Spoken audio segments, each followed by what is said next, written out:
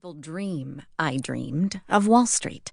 So much importance imagined into storms of ticker tape and winding, gusting cobblestone alleyways, and the frantic clang of the stock exchange's opening bell.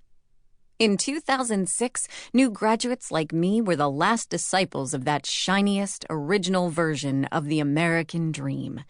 Many of us believed almost anyone could be a success if they put their mind to it, and that people who made a fortune by and large deserved it. We couldn't help ourselves. As byproducts of a dutyless age, we could never fathom taking up arms for our country, but we could devote ourselves to a different calling. We could power up a BlackBerry, thumb through a copy of Liar's Poker, and submit ourselves to the infantry of finance. At the time, the most ambitious, all-American thing Ivy League alumni could do.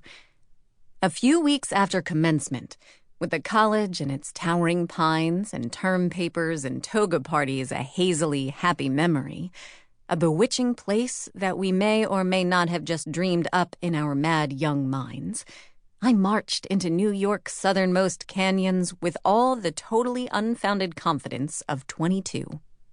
Like hundreds of thousands of pastel souls before me, I presented myself at the iconic corner of Wall and Broad Streets, lifting my chin toward the stock exchange as though it had unfurled a gigantic American flag across its pillars that morning just to tip its hat at me, splaying out that canopy of stars and stripes to welcome and wish me all the success and prosperity in my new life.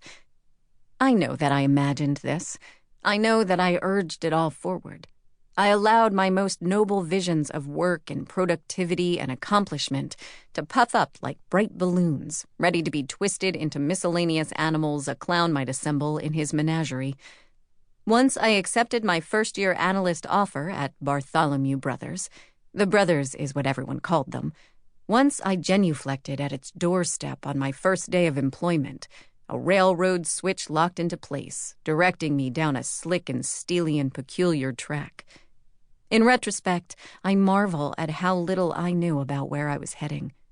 But all the same, lifting my knee from the pavement, dusting off my right trouser leg, inhaling my 2 pale pink lungs full of ashy downtown air, and walking through the firm's almighty front entrance, I had an acute understanding that there would be no going back.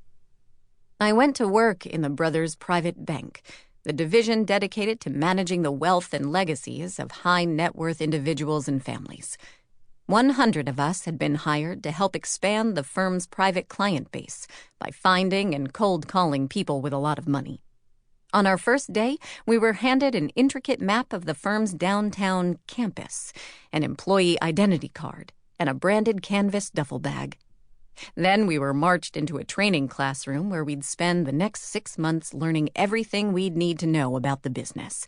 We were taught to scour everything from IPO listings to obituary pages in order to find wealthy people's phone numbers. Then, worst of all, call a few hundred of them each week.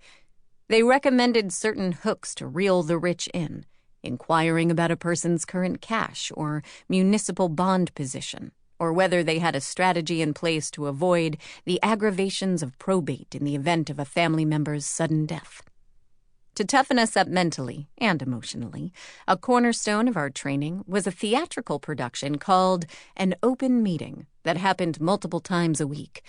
This involved a drill sergeant of increasingly senior rank materializing at the front of the room and commanding someone to stand up and tell a joke, or sing a soul-swallowing solo rendition of the 5 Satins in the Still of the Night, or demanding answers on the current angle of a yield curve, or gold movements year to date, or the color and pattern of the Hermes tie a particular partner had worn the day before, until whichever foot soldier was in the spotlight cracked and fell to pieces in front of his chortling classmates.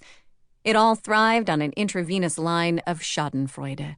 The most agonizing sessions involved Piguelo, our senior partner in charge, who would burst into our training classroom and, like a sturdy bazooka heaved over a combatant's shoulder to eliminate ill-paced and drifting enemy tanks, fire some of the most distressing questions at any one of the 100 glazed faces gaping before her.